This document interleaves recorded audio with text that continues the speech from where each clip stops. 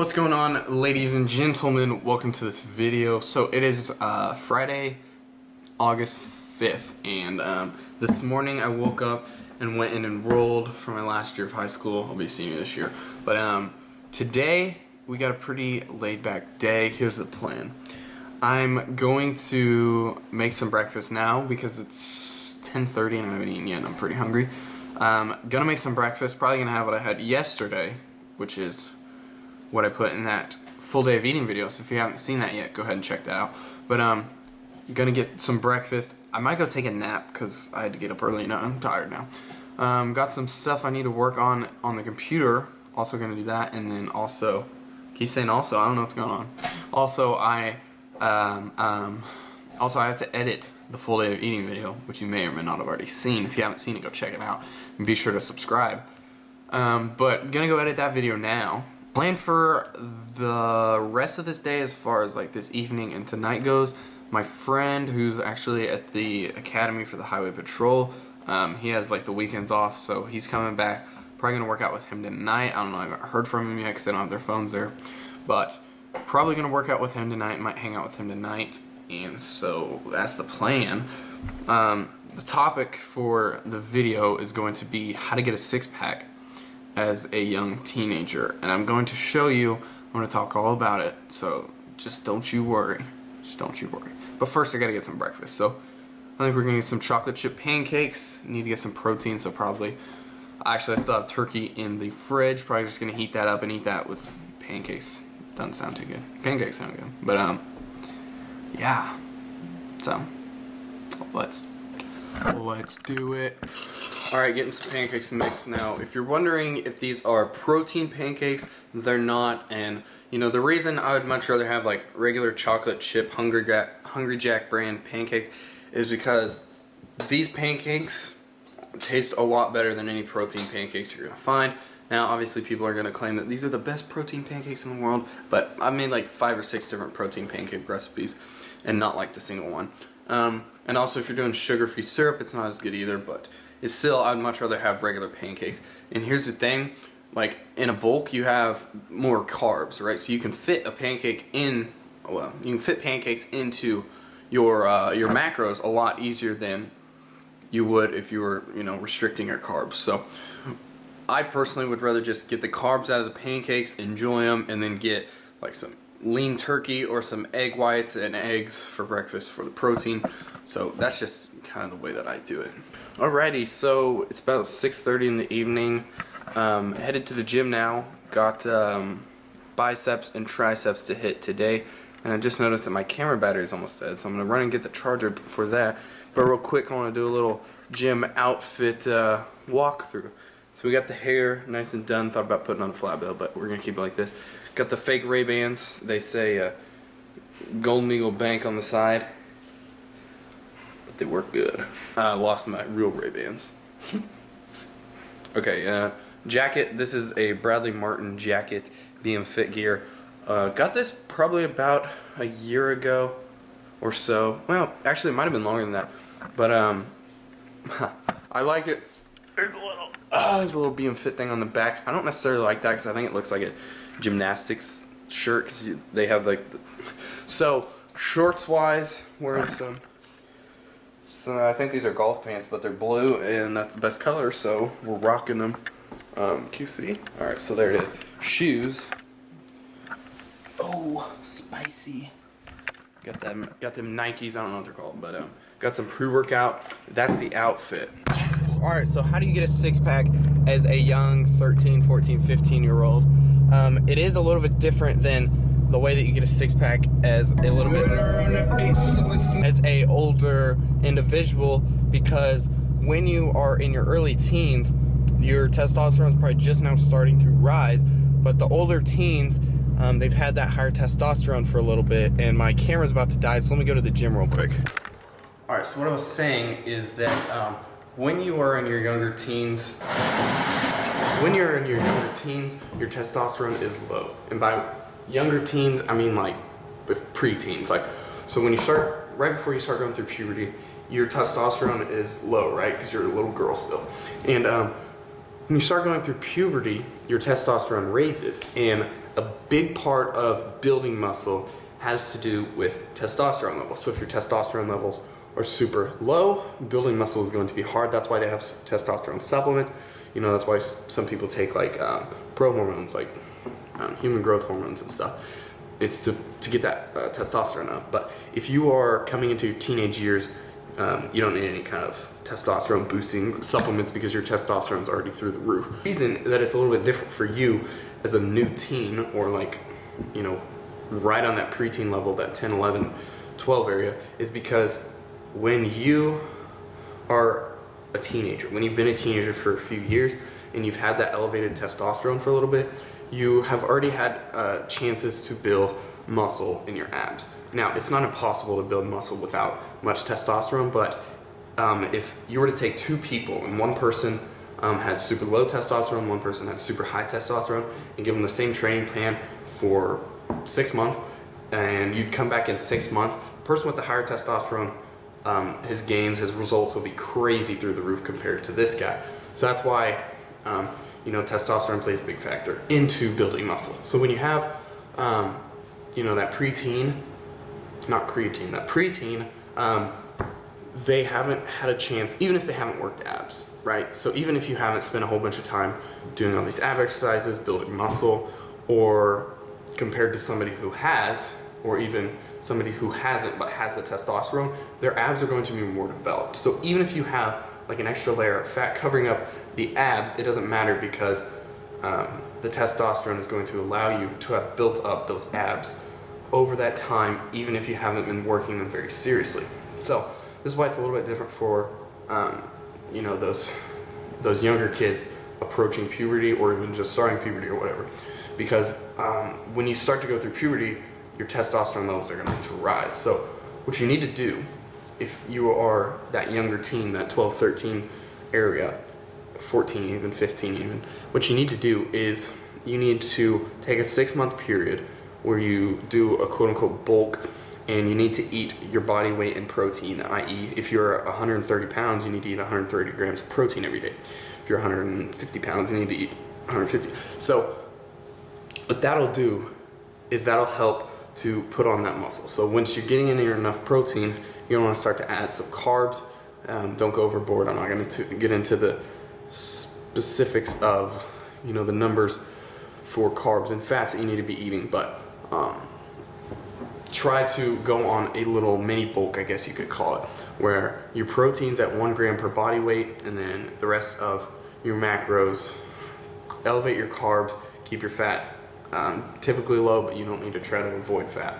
So what this is going to do is this is going to help you build that muscle during that 6-month period, so that when you go back later to burn off the fat, the abs are actually going to be there. Because if you were to try to go from where you're at right now and burn off all the fat to get a 6-pack, what's going to happen is you're going to have to get your body fat super low before you can see your abs very well, and they're also not going to look very developed. So you want to take that good 6-month period, train abs 4 to 5 times a week. I'm talking, you know, train the mid to upper region of your abs, train your obliques, and then train, you know, the lower V-taper section of your abs. So if you're training, so say it's Monday you're going to train the middle and upper abs. Tuesday you're going to train obliques. Wednesday lower abs. Thursday you're not going to train abs. Friday you're going to start that over. So I guess that'd be 6 times.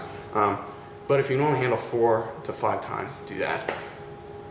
But if you're hitting different parts of the abs, you can pretty much hit abs every day. You can do upper one day, you can do lower one day, you can do obliques one day. So don't be too worried about overtraining your abs, because unless you're hitting all 3 every single day, that shouldn't be a problem. Train abs 4 to 5 times a week and get that protein in 1 gram per body pound,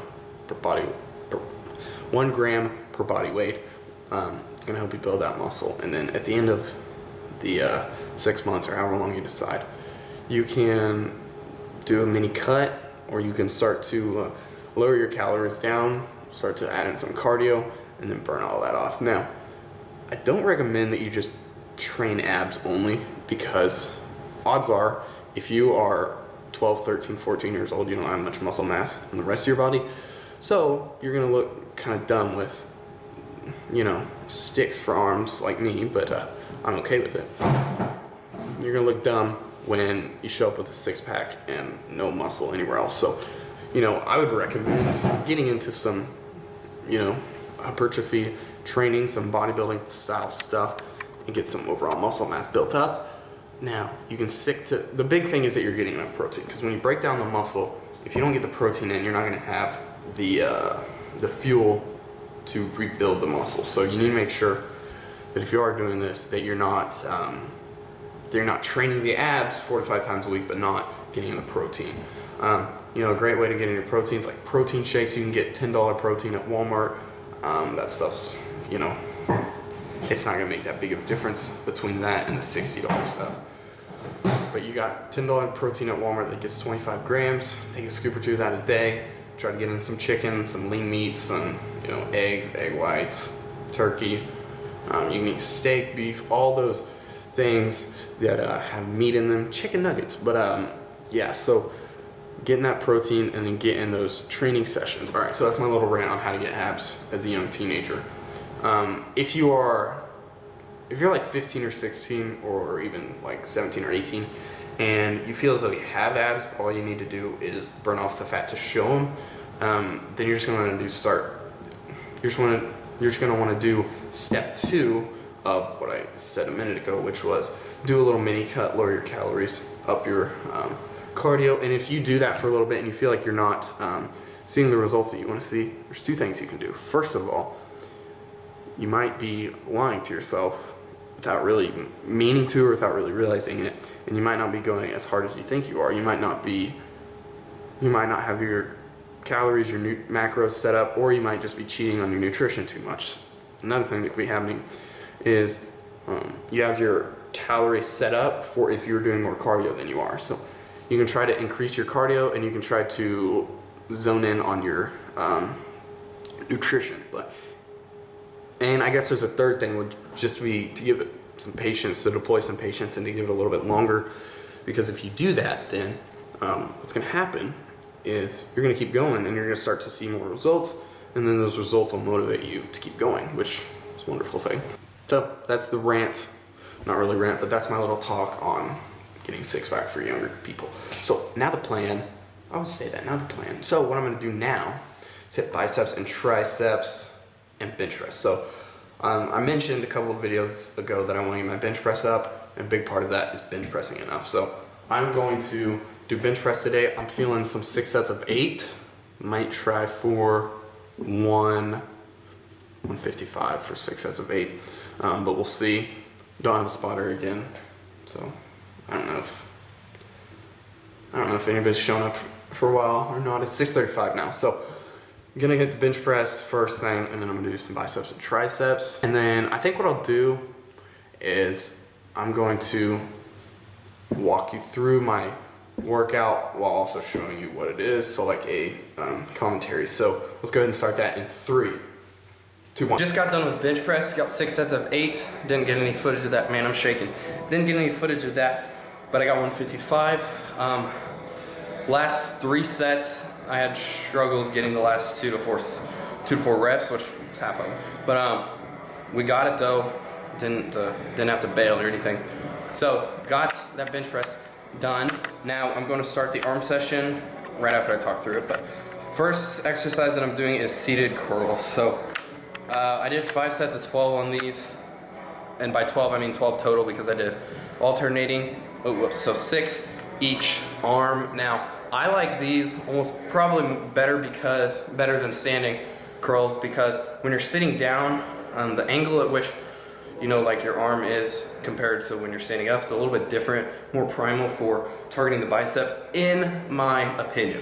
And also I feel like when you're sitting down, it really reduces the amount of rock that you have, i.e. shaking back and forth. So when you're doing them seated, I feel like you get a better workout for the biceps overall. So I did 6 each arm, alternating. I also went a little bit heavier than I would have if I was doing them bilateral.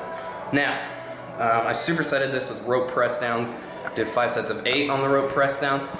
Big thing with the rope press downs is to turn those wrists out at the bottom. So I see people going just straight down and they keep the rope together, but to really get that good squeeze at the end of the motion, if you turn your wrist out at the bottom, you're gonna feel a lot better contraction in the tricep, which at the end of the day is the goal for, is to get that good contraction in the muscle, get a good pump, and get that muscle tear. So I like to turn the wrist out, did 5 sets of 8.